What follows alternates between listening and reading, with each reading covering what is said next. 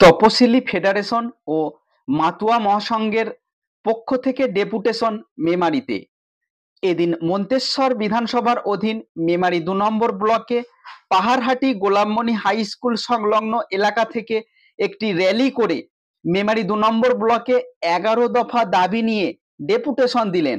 সংগঠনের পক্ষ থেকে ৫ জনের প্রতিনিধি দল মেমারি ২ ব্লক সমষ্টি উন্নয়ন আধিকারিক সৌম্যজিৎ বসুর হাতে লিখিত আকারে এসআইআর সংক্রান্ত স্মারকলিপি জমা দেন। ভারতের প্রাক্তন নির্বাচন কমিশনার টি.এন. সেশন সাহেবের নির্দেশে ১৯৯৫ সালে ভোটার সচিত্র পরিচয়পত্র ভোটার তালিকাকে মান্যতা দিতে হবে। গ্রাম অঞ্চলে অধিকাংশ নাগরিকের সমস্ত কাগজের পরিচয়পত্র হিসেবে ভুল আছে।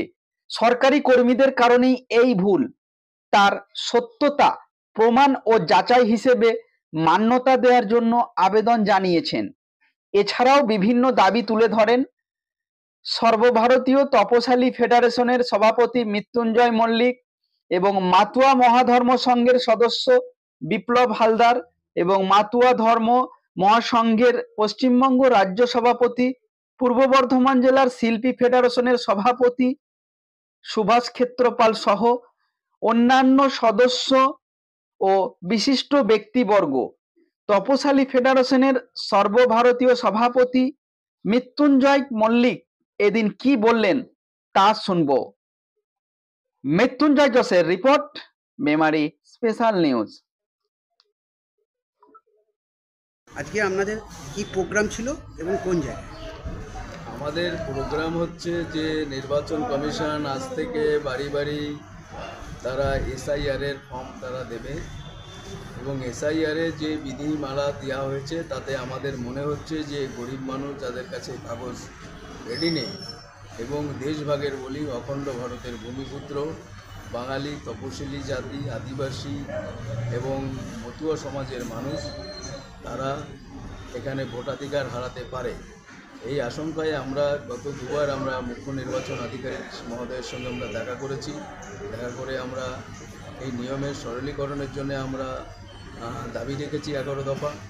ফলে আজকে থেকে যেহেতু শুরু হয়েছে, আমরা 1 নভেম্বর থেকে 30শে নভেম্বর পর্যন্ত আমরা গোটা পশ্চিমবাংলায় 800টি পাড়া বৈঠক, নাগরিকত্ব সুরক্ষা র্যালি এবং জাগরণী সভার মাধ্যমে মানুষকে সচেতন করতে চাইছি কী কী কাগজ তাদের কাছে থাকবে।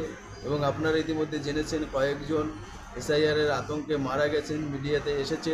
ফলে আমরা বলতে চাইছি এসআইআরতে আতঙ্কিত না হয়ে আপনি আপনার ভোটাধিকার সুরক্ষিত রাখতে কাগজ হাতের কাছে রাখুন এবং 2 কপি রঙিন ছবি, বর্তমান যে আপনার চেহারা সেই চেহারার ছবি আপনি তুলে বাড়িতে রেখে দিন।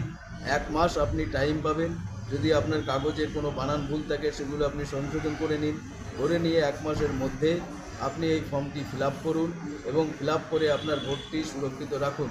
এই মর্মে আজকে আমরা পাহাড়হাটি স্কুলের থেকে আমরা মেমারি ব্লক 2 এর বিডিও সাহেব অফিস পর্যন্ত আমরা এখানে নাগরিকত্ব সুরক্ষা র্যালি, যেটা আমরা ডাক দিয়েছি সংবিধান বাঁচাও নাগরিকত্ব সুরক্ষা জনজাগরণ যাত্রা, তার 4র্থতম প্রোগ্রাম আমরা এখানে আমাদের হয়েছে।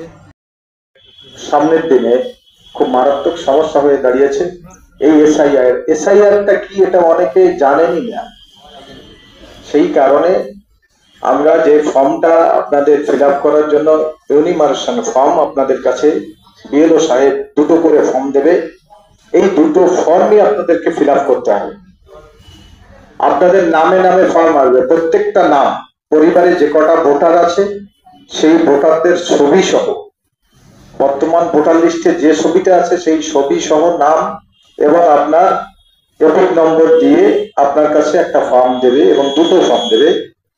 2টো ফর্মেই আপনার কিন্তু সাম্প্রতিক কালের অর্থাৎ বর্তমান তোলা 2 কপি রঙিন ছবি আপনাকে সেই ফর্মে দিতে হবে এবং 2002 সালে ভোটার লিস্টে যে নামটা আছে আপনার আত্মীয় স্বজন, মা বাবা, ভাই বোন, জ্যাঠা, কাকা, কাকিমা, তার একটা নাম ওই ভোটার লিস্টের একটা এই ইউনিভার্সাল ফর্মের একটা জায়গা আছে, সেই জায়গায় আপনার সিরিয়াল নম্বর এবং তার ভোটার নম্বরটা লিখে আপনি একটা কপি বিএলও সাহেবকে জমা করবেন, আর একটা কপি বিএলও সাহেবকে দিয়ে সই করিয়ে নিজের কাছে রেখে দেবেন। যদি খসড়া তালিকায় আপনার নামটা না আসে কোনো রকমে, তাহলে ওই যে কপিটা আপনার কাছে আছে ওই কপিটা দিয়ে আপনি আবার পুনরায় আবেদন করতে পারবেন। যদি না থাকে তাহলে কিন্তু আবেদনের আর কোনো জায়গা আপনাদের কাছে খোলা থাকবে না।